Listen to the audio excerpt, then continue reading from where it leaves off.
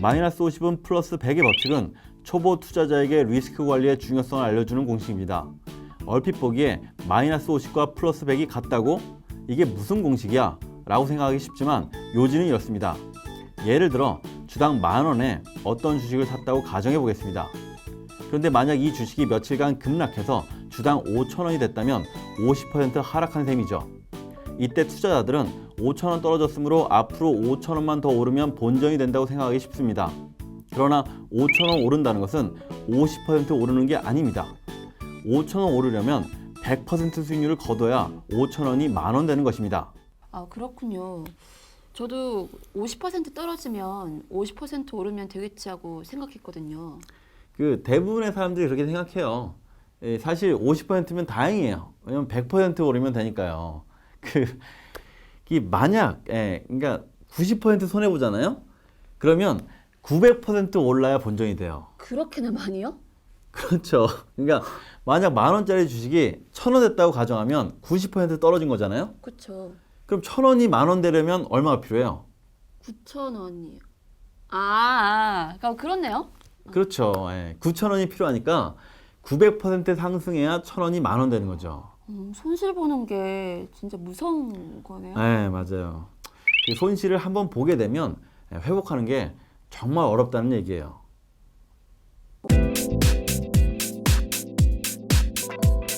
이를 봐도 손실 관리를 잘 해야 한다는 것은 너무나 중요합니다. 따라서 떨어지는 주식은 손절매 원칙을 잘 지켜서 손실금이 급속히 커지지 않도록 싹을 잘 자르는 요령을 키워야 하는 것이죠. 마이너스 50은 플러스 100의 법칙은 워렌 버핏과 조지 소로스, 필립 피셔 등 투자의 대가들의 투자법과도 닮아 있습니다. 그들은 누구보다도 손실을 싫어했는데요. 돈을 많이 벌려고 하는 것보다 돈을 잘 지키는 것이 더 중요하다는 것을 알고 있었기 때문입니다. 그럼 이와 함께 7위의 법칙을 떠올려 볼까요? 돈을 한번 절반 정도 잃고 나서 다시 돈을 2배로 불려 원금을 회복하려면 연평균 수익률을 4%라고 했을 때 무려 18년이 걸릴 것입니다. 워렌 버핏처럼 수익률을 엄청 잘 올린다고 가정해서 20%라고 쳐도 3.6년이나 걸립니다. 한마디로 엄청난 시간 낭비와 손실이 발생하는 것입니다. 즉 애당초 손실이 발생하지 않도록 하는 것이 무엇보다 중요한 것입니다. 그래서 워렌 버핏은 투자 성공의 원칙 2개를 꼽았는데요. 첫째가 돈을 잃지 마라이고 둘째가 첫째 원칙을 잊지 마라였습니다. 아니, 그럼 첫째도 둘째도 돈을 잃지 말라는 얘기잖아요. 그런데 무슨 투자를 하겠어요? 오히려 일반 은행 예금이나 적금, 연금 같은 상품처럼 원금이 보장되는 상품만 가입해야 되는 거 아니에요? 워렌 버핏 말을 들으면 정말 예금 적금만 해야 될지도 몰라요. 그래서 제가 공무원 교육원이나 선생님들 대상으로 교육연수원 이렇게 강의를 하면 아예 예금 적금만 하시라고 얘기할 때도 많아요. 그분들을 무시하는 게 아니고 그분들 직업 특성상 투자를 공부해서 하기에는 좀 너무 바쁘기도 하고 세상 돌아가는 거에 좀 익숙하지 않을 수 있거든요. 물론 똑똑한 분들이지만 직업 특성상 그런 분들이라면 차라리 잘 모르는 펀드나 주식 같은 거 하지 마시고 그냥 잘 아시는 예금이나 적금 하시는 게 더 나을 수 있다는 그런 얘기죠. 그러니까 다시 말해서 그 워렌 버핏의 첫 번째 원칙, 두 번째 원칙을 들어보면 돈을 잃을 수 있는 위험한 투자 또는 투기를 아예 하지 말라는 얘기예요. 이해가 가요. 이해가죠? 그렇다면 왜 투자자들이 말로는 손절매 하면서도 잘하지 못하는 것일까요? 이는 손실 혐오 본능 때문이라고 합니다. 행동경제학자들에 의하면 사람들은 똑같은 액수라 해도 얻는 것의 가치보다 잃는 것의 가치를 훨씬 크게 느낀다고 합니다. 예를 들어 어떤 사람이 현재 A전자와 B전자의 주식을 가지고 있는데 C자동차의 전망을 좋게 보고 이 회사의 주식을 사기 위해 가지고 있는 두 전자회사 주식 중 한 회사의 주식을 팔아야 한다고 가정해 보겠습니다.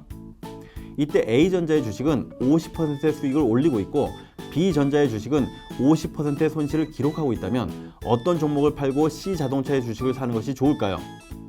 물론 어떤 종목을 파는 행위는 단순한 개인의 선택일 수 있겠습니다만 앞서 살펴본 것처럼 손절매의 중요성을 감안한다면 B전자의 주식을 파는 것이 합리적인 선택이라고 볼 수 있습니다.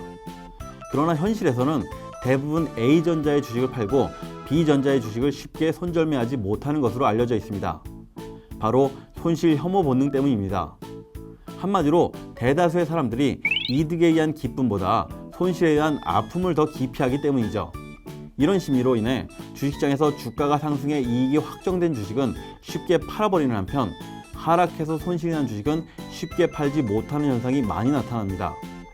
결국 원금에 집착하기 때문에 손실이 나도 자르지 못하고 더 큰 손실을 부르고 마는 것이죠. 또한 조금만 수익이 나도 눈앞의 이익을 확보하려는 본능 때문에 더 큰 이익을 거두지 못하고 멈추는 경우가 많은 것입니다. 이처럼 손절매를 잘 못하는 것은 인간의 본성상 어쩔 수 없는 일일 수도 있겠습니다만 성공하는 투자가 되기 위해서는 반드시 단련시켜야 할 마음가짐인 것입니다. 실제로 주식 투자를 해보면요, 쉽게 알 수 있는 마음이에요.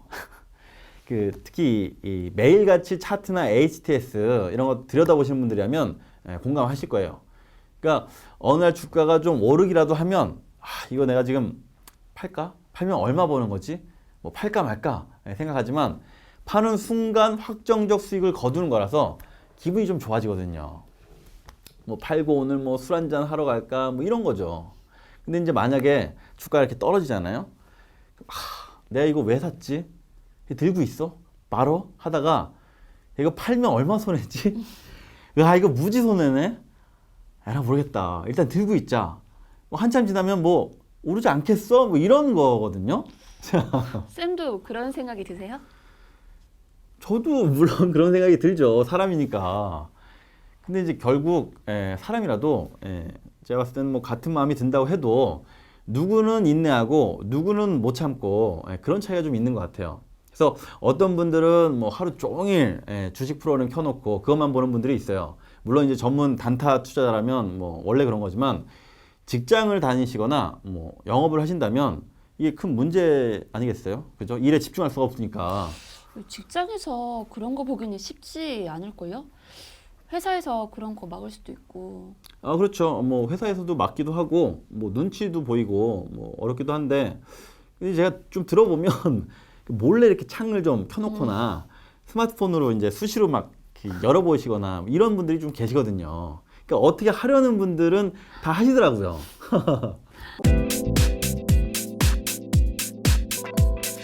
그렇다면 이러한 인간의 기본적인 심리에 영향을 받지 않고 어떻게 하면 손해를 줄일 수 있을까요?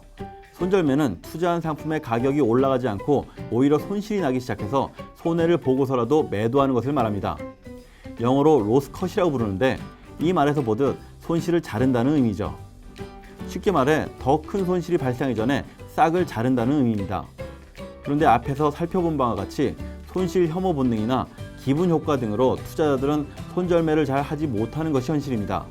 그래서 생각해낸 것이 기계적인 손절매인데요. 매수한 가격에서 얼마 이하로 떨어지면 미련을 갖지 않고 기계적으로 판다는 것입니다. 월스트리트 최고의 투자 전략가로 꼽히는 윌리엄 오닐의 경우 8%의 손실이 발생하면 주저하지도 않고 손절매를 하였습니다. 오닐은 이 같은 원칙에 절대 예외가 없었다고 합니다. 투자 기업이 획기적인 신제품을 개발했을 때도 충격적인 뉴스가 전해지면서 일시적으로 주가가 급락한 경우에도 반드시 지켜야 한다는 얘기입니다. 또한 오닐은 꼭 8%가 아니라도 자신의 판단이 잘못됐다고 생각한다면 1 내지 2%의 하락에도 손절매를 하는 것이 바람직하다고 강조합니다. 오닐에 따르면 10% 손절매 원칙을 지키는 투자자가 있는가 하면 이를 변형해서 일단 5%가 하락하면 보유 주식의 절반을 손절매하고 10% 하락하면 나머지 절반을 파는 그런 손절매 원칙을 강조하는 투자자도 있다고 합니다. 반면 워렌 버핏을 비롯한 가치 투자자들은 가격보다는 가치 훼손에 주목하는데요. 자신이 그 기업에 투자한 이유, 즉 기업 가치가 훼손되지 않았는데 가격이 하락한 것이라면 매도할 이유가 전혀 없다는 것입니다.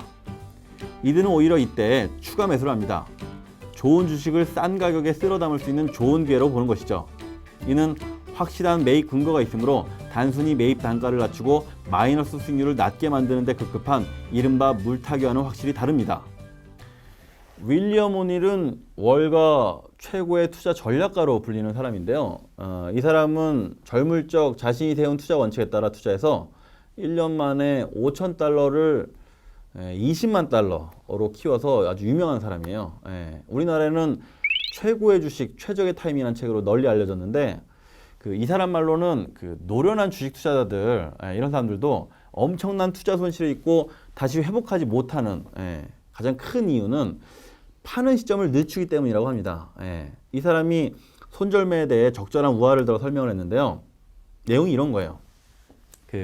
한 남자가 칠면조 있죠, 칠면조를 잡기 위해서 큰 상자를 만들어가지고 이제 설치를 하는 거예요.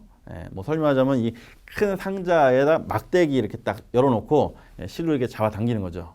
칠면조가 이제 들어오면 잡아당겨서 막대기가 이제 쓰러지면서 칠면조를 딱 가두는 건데 칠면조가 뜻하지 않게 12마리가 한꺼번에 들어온 거예요. 그래서 이 남자가 이거 어떡하지 하다가 더 들어올까봐 이제 머뭇머뭇 거린 거죠. 그래서 칠면조 중에 이제 한 마리가 쑥 나가버렸어요. 이거 12마리일 때 상자에 가둘 걸. 근데 이제 한 마리가 더 들어오기를 기다리기로 했어요. 근데 잠시 후에 또 2마리가 훅 나가버리는 거예요. 이거 11마리일 때 상자에 가둘 걸 하면서 또 후회했죠. 그러면서 다시 한 마리가 들어오길 기다려요. 그러다 결국에 이제 칠면조가 다 나가버리고 남자는 이제 한 마리도 상자에 가두지 못한 거죠. 이와 같은 심리로 인해서 제가 봤을 때는 대부분의 투자자들도 손절매를 제때 하지 못한다는 그런 얘기예요. 손절매를 하지 못하면 투자자들은 어찌 보면 뭐 이에게 딱 맞는 그런 케이스가 아닐까. 자.